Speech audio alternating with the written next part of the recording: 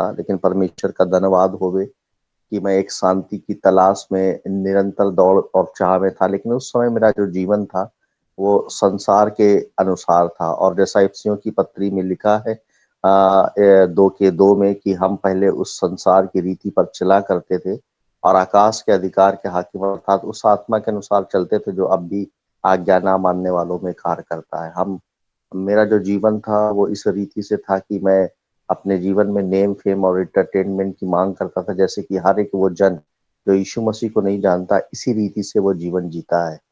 और मेरे मन में मनसा यही थी कि मैं खूब पैसे कमाऊं, मेरा नाम हो समाज में और मैं एक बड़ा व्यक्ति बन सकूं जिसके पास सब कुछ होने पाए। लेकिन प्रियो, इन सब बातों की खोज में मैं था और मैं उस समय मेरे पास मैं जॉब भी किया करता था एमएनसी कंपनीज में, सब कुछ था। लेकिन अंततः मुझे एक बात का दुख रहता था कि मैं अपने घर से किस कारण से मुझे अलग किया गया। तो मेरे जीवन में भजन संहिता 27 का 10 वचन से परमेश्वर ने बात की कि मेरे माता पिता ने तो मुझे छोड़ दिया, लेकिन परमेश्वर यहोवा ने मुझे गले लगाया। इस बात से मुझे शांति मिली और मैं निरंतर आगे बढ़ता रहा। लेकिन कहीं ना कहीं मेरे जीवन में एक सोच रहा करती थी कि एक शांति की जो तलाश है, देखिए पैसा धन दौलत हर एक व्यक्ति के पास आज है और हर एक व्यक्ति चलता खाता पीता है, लेकिन कहीं ना कहीं जो सच्ची शांति है, जो सच्चा सत्य है, उससे हर व्यक्ति अनजान रहता। मैं अपने जीवन में उस शांति की खोज में था कि मुझे वो शांति कहाँ से मिलेगी। तभी मेरे पास एक पासवान है, अभी नागपुर में रह करके सेवा कर रहे हैं और परमेश्वर का अनुग्रह हुआ, उनके द्वारा मैंने सुसमाचार को सुना। जिस दिन उन्होंने मुझे सुसमाचार आकर के बताया, अपने जीवन की गवाही बताई, यकीन जानिए उस दिन मैं उस रात में भी मैं इस बात को सोच में रहा कि कोई ऐसा है जो मेरे लिए, मेरे अपराध और पापों के लिए स्वयं कलवरी क्रूस पे जाकर के अपने आप को उस परमेश्वर के पुत्र प्रभु यीशु मसीह ने बलिदान किया। और मैं इस बात की सोच में था और मैं हृदय से परमेश्वर को धन्यवाद भी दे रहा था कि परमेश्वर तूने मुझे किस रीति से बचाया, मैं तो तुझे जानता भी ना था। बड़े छोटे शब्दों में कहना चाहूंगा, मैं आगे बढ़ता रहा प्रभु के लिए निरंतर। एक दिन एक पल आया, समय आया जिसमें परमेश्वर का वचन कहता है बिना पश्चाताप के कोई परमेश्वर के करीब नहीं आ सकता जब तक हम संसार से ना फिर सके। उस समय मेरा जीवन संसार की रीति में था। मुझे आज भी ध्यान है, गर्मियों के दिन थे, मैं अपने बेड पर था और मुझे स्मरण है कि मैं एक-एक गलती और गुनाहों को अपने मुँह से अंगीकार कर रहा था। लगभग 3 से साढ़े 3 घंटे तक मैं रोता रहा परमेश्वर के सम्मुख इस बात को कि प्रभु मेरे ये गलती गुनाह मैंने उसके साथ ऐसा किया, मैंने उसको मारा। प्रभु मैं क्रोध से भरा रहता था, मैं किसी की बात बर्दाश्त नहीं करता था, मैं एक घमंडी पुरुष था। इन सब बातों को लेके प्रभु के सामने पश्चाताप किया। यकीनन जानिए, सुबह जब मैं उठा, परमेश्वर का जो शास्त्र पवित्र शास्त्र रखा हुआ था, फैन चल रहा था, उससे मैं बार-बार जब वहाँ से निकला तो मैंने देखा एक पेज बार-बार उड़ रहा था। उस पेज को जब मैंने जाकर के देखा तो वो भजन संहिता 103 और वचन 12 था कि जिसमें लिखा, जितना उदयाचल से अस्ताचल दूर है उतनी ही दूर परमेश्वर ने मेरे गलती और गुनाह और पाप और अधर्म को मुझसे दूर किया। और मैं स्वयं बैठ करके रोने लगा कि प्रभु का धन्यवाद हो। मैंने रात में ही प्रभु से प्रार्थना की, परमेश्वर जीवित है, उसने मुझसे बात की और मैं आगे परमेश्वर के निमित्त बढ़ता रहा। और एक दिन की बात है, मेरे सेवा में आने के लिए हर एक व्यक्ति को परमेश्वर का वचन कलाम जो जीवित है वो मरे हुओं को जीवित करता है। जैसे इफिसियों 2:1 में लिखा ना कि उसने तुम्हें भी जिलाया जो अपने अपराध और पापों के कारण मरे थे। हम अपराध और पाप के कारण मरे थे। जो व्यक्ति मृत है, जो मरा हुआ है, उसके अंदर तनिक भर भी जान नहीं हो सकती कि वो अपने आप को मूव कर सके, हिला सके या चल सके। लेकिन उस महान परमेश्वर ने ऐसी हम पर दया की कि परमेश्वर ने वचन के निमित्त मुझे जिलाया, अर्थात वचन से बात की और असीम प्रेम को परमेश्वर ने दिखाया। और इस बात को हम जानते हैं जो इफिसियों की पत्री में ही लिखा है, अध्याय 5 में, जब हम अपने अपराध पापों के कारण मर तभी मसीह के साथ परमेश्वर ने जिलाया, अर्थात अनुग्रह से हमारा उद्धार किया। जब मैंने भजन से जब मैंने यूहन्ना की पुस्तक अध्याय 4 का 34 पढ़ा तो मुझे ऐसा लगा कि ये वचन मेरे लिए, जिसमें लिखा है, यीशु मसीह के चेले यीशु मसीह के पास आते हैं और भोजन लेके जब वो सामरी स्त्री से यीशु मसीह वार्ता किया करते हैं, अपने आप का प्रकटीकरण उसके सम्मुख करते हैं, उस समय उनके चेले गांव में जाकर के कुछ भोजन लेकर के आते हैं और यीशु मसीह के सम्मुख रखते हैं और कहते हैं कि प्रभु ये ले भोजन कर ले। वहां पर प्रभु यीशु मसीह एक बात को कहते हैं कि तुम नहीं जानते कि मेरे पास कौन सा भोजन है। यीशु मसीह ने कहा कि मैं अपने भेजने वाले की इच्छा को पूरी करूँ और जो कार्य है उसको संपूर्ण रीति से पूरी करके उसकी मैं करूँ। ये वचन ही जो था जो मुझे बार-बार परमेश्वर की सेवा के लिए आगे बढ़ाता था और मैं परमेश्वर का जब भी ये वचन पढ़ता था तो मैं बैठ कर के सिर्फ़ प्रार्थना और मैं रोया करता था कि प्रभु यही मेरे जीवन की बुलाहट है और इसीलिए और एक दिन शाम का समय था, मैं मार्केट से नीचे उतर करके घर की साइड में आ रहा था और सांझ का समय था और अचानक मेरे कानों में आवाज़ आती है कि मैंने तुझे इस संसार में से चुन लिया, तू इस संसार का नहीं है। मैं रुक गया, ठहर गया और मुझे लगा ये मुझसे किसने बात की। जब मैं दाएँ और बाएँ देखता हूँ तो मेरे पास कोई व्यक्ति नहीं था और मैं उसमें बड़ा ही मतलब आश्चर्यचकित हुआ। मैं घर पर आया, मैंने अपनी वाइफ़ से बोला कि मैंने आवाज़ सुनी है प्रभु की और प्रभु ने मुझसे इस रीति से बात किया। और हम लोग अपना घर में ही बैठ के वर्शिप और प्रभु की आराधना, स्तुति निरंतर करते रहे। जैसे लूका की पुस्तक 11 के 13 में लिखा है कि हम सांसारिक व्यक्ति हो के अपने बच्चों को अच्छी वस्तुएँ देना जानते हैं, तो वो स्वर्गीय पिता है, माँगने पर अपना आत्मा अर्थात पवित्र आत्मा क्यों ना देगा।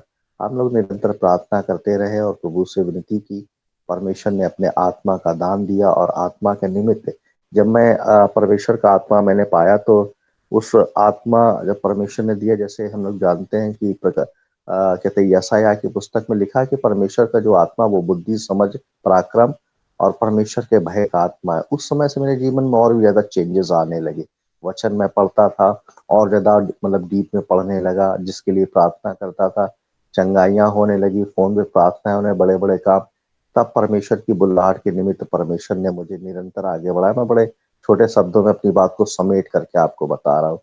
और मैं जब आगे बढ़ने लगा तो बहुत से पासवानों ने मेरे सर पर हाथ रख कर के प्रार्थना की और इस बात को बताया कि आप परमेश्वर की सेवा के लिए इस जगत में बुलाए गए हैं। सब बातों में मिलके एक बात मुझे समझ में आई कि मैं इस जगत का नहीं हूँ, इस जगत में हूँ लेकिन इस जगत का नहीं हूँ।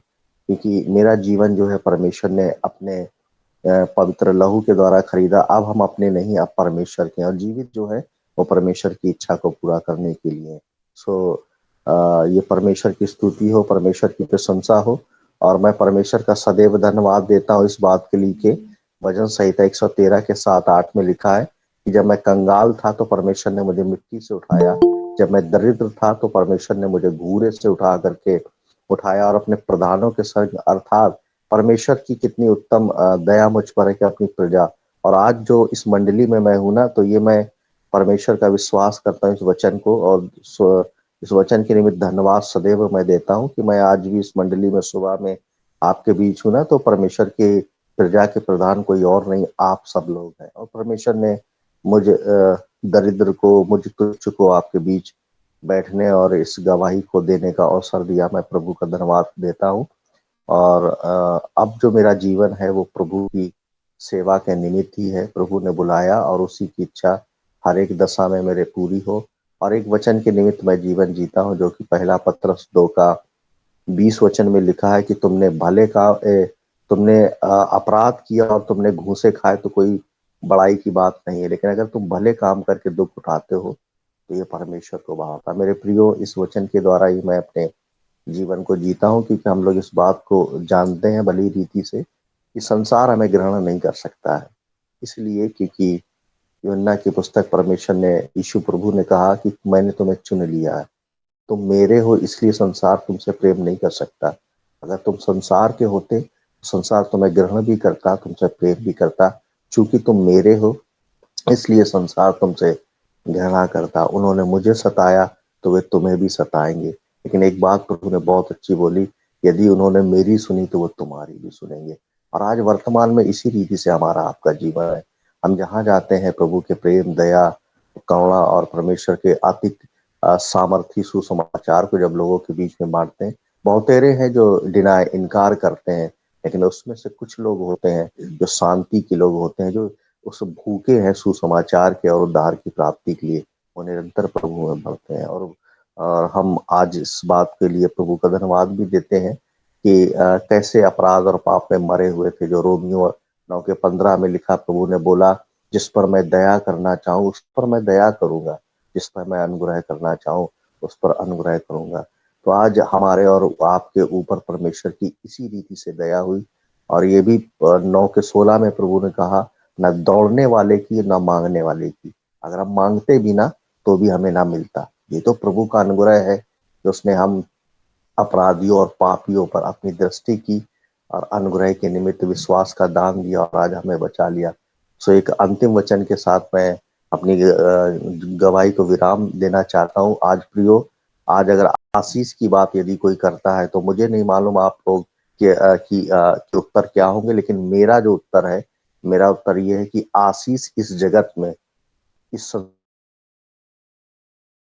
संसार में सबसे बड़ी अगर कोई आशीष है मेरे प्रियो तो ये है कि जो भजन 32 में हम इस बात को पाते हैं कि हमारे अपराध और हमारे पाप उस महान परमेश्वर ने सदैव के लिए क्षमा कर दिए। अगर अपराध और पाप क्षमा ना होते तो अपराध और पाप के साथ हम परमेश्वर की संगति, परमेश्वर की स्तुति, उसकी आराधना, उसकी बड़ाई, उसकी प्रशंसा और उसके साथ कभी हमारा मेल ना होता। ये तो प्रभु की दया हुई कि परमेश्वर ने हमारे अपराध और पाप क्षमा कर दिए। और आज इस संसार में मैं सबसे बड़ी आशीष इसको ही मानता हूँ कि एक व्यक्ति के अपराध, एक व्यक्ति के पाप सदैव के लिए क्षमा हो जाए। तो परमेश्वर ने हमें उस खेमे में से बाहर निकाला जो अंधकार का खेमा था और अपनी दया के निमित्त हमें जिला दिया मेरे प्रियो। अब हम मरे नहीं, अब हम जीवित हैं। हम पे कोई दंड की आज्ञा नहीं। इस बात के लिए प्रभु को सदैव हम प्रत्येक दिन हर एक बातों में धन्यवाद दें। पहला थिस्सलुनीकियों 5 के 18 में लिखा, जीवित परमेश्वर की ये इच्छा है कि तुम अपने इस जीवन में अर्थात मसीह जीवन में, मसीह यीशु में तुम सब बातों के लिए प्रभु को धन्यवाद दो। तो हमें इन सब बातों को स्मरण रखना, धन्यवाद देना, ये कतई नहीं भूलना कि हम अपने अपराध और पाप में मरे हुए थे।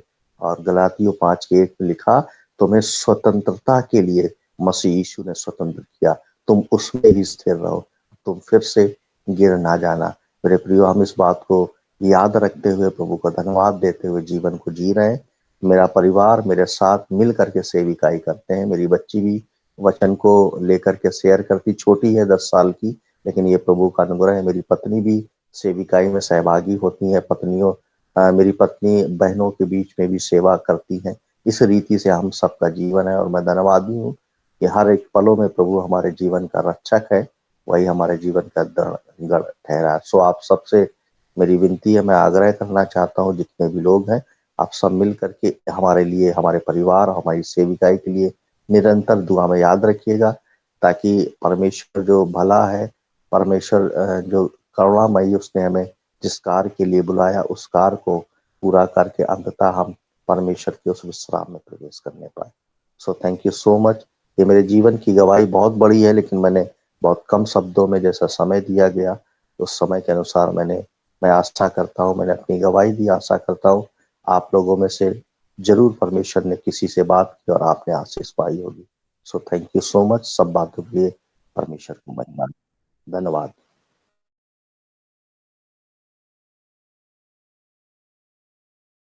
Thank you sister.